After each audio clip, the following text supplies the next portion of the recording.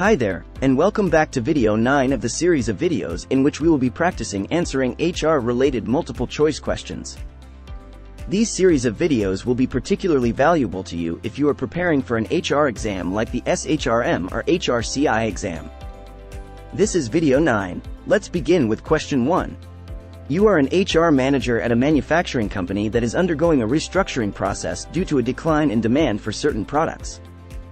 As part of the restructuring, several positions are being eliminated.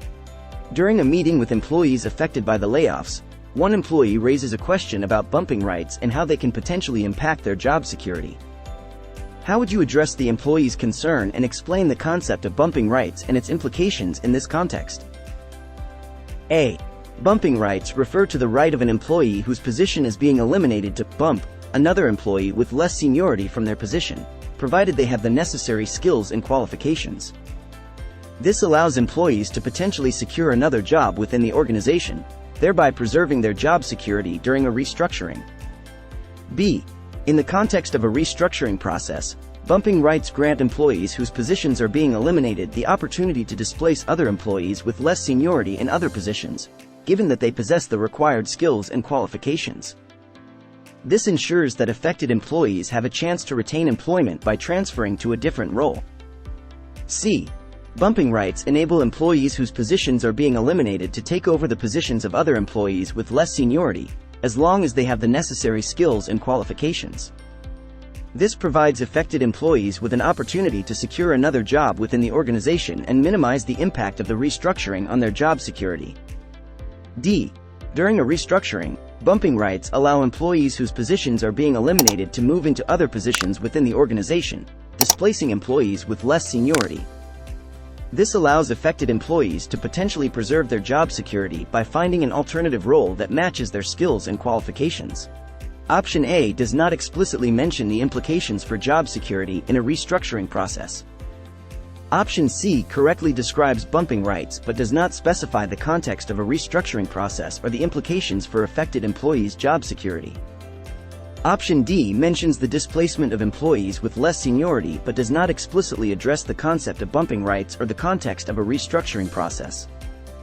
Option B provides a clear and concise explanation of bumping rights in the context of a restructuring process. It explains that bumping rights allow employees whose positions are being eliminated to potentially displace employees with less seniority in other positions, as long as they possess the necessary skills and qualifications.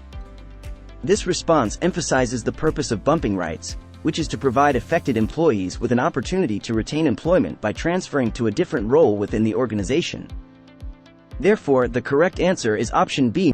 Before we proceed, here is a quick message from me. If you are preparing for the SHRM CP or SCP exam, then consider using my learning resources, which include a study guide, practice tests, and flashcards. Visit my website and download a free practice test.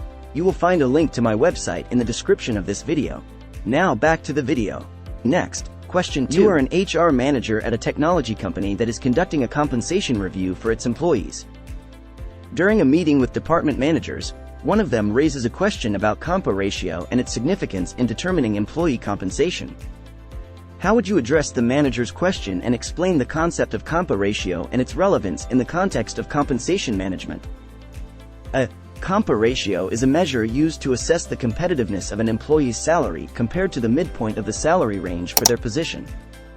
It provides insights into whether an employee's salary is below, at, or above market rates, helping to ensure fair and competitive compensation. B. In compensation management, compa ratio is a tool that compares an employee's actual salary to the target salary for their position. It helps identify any discrepancies and ensures that employees are appropriately compensated based on market rates and internal pay structures. C. When it comes to compensation management, compa ratio is a metric that compares an employee's current salary to the average salary of their peers in similar roles. This helps HR professionals determine if the employee's compensation is aligned with market benchmarks and internal equity considerations. D. Compa ratio is a ratio used in compensation analysis to evaluate an employee's salary in relation to the salary midpoint of their job's pay range. It enables HR professionals to assess the extent to which an employee's compensation aligns with the desired target and market rates. Option B mentions target salary but does not explicitly explain the comparison to the midpoint of the salary range or the relevance of market rates. Option C mentions the comparison to the average salary of peers but does not specify the comparison to the salary midpoint or the market rates. Option D correctly describes compa ratio as a ratio used in compensation analysis but does not mention the comparison to the midpoint of the salary range or the importance of market rates. Option A provides a clear and concise explanation of compa ratio. It describes compa ratio as a measure that compares an employee's salary to the midpoint of the salary range for their position. It highlights that compa ratio helps in determining whether an employee's salary is below, at, or above market rates, thereby ensuring fair and competitive compensation. Option A is the correct answer. Moving along, question 3. You are an HR manager at a retail company, and an employee has submitted a resignation letter citing constructive discharge. The employee claims that they were subjected to intolerable working conditions that forced them to resign. As part of the investigation, you schedule a meeting with the employee to gather more information about their allegations. How would you handle the meeting and explain the concept of constructive discharge and its implications in this situation? A. During the meeting, I would listen attentively to the employee's concerns and gather all relevant details about the alleged intolerable working conditions. Constructive discharge refers to a situation where an employee is forced to resign due to severe and pervasive workplace conditions that make it impossible for them to continue working. If the employee's claims are substantiated, it can have legal implications for the company. B. In the meeting, I would inquire about the specific reasons behind the employee's claim of constructive discharge and document their experiences with the alleged intolerable working conditions. Constructive discharge occurs when an employer creates such a hostile work environment that an employee is left with no reasonable choice but to resign. It is important to thoroughly investigate the claims to ensure a fair resolution. C. To address the employee's claim of constructive discharge, I would create a safe and supportive environment during the meeting, allowing the employee to express their concerns openly.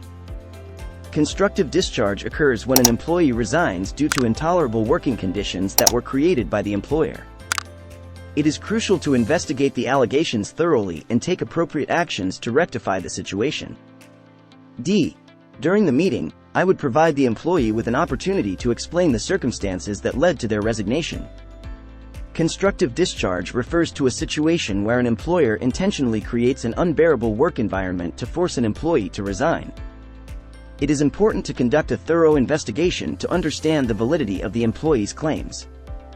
Option A describes the need to listen to the employee's concerns and gather relevant details but does not explicitly mention the concept of constructive discharge or its legal implications.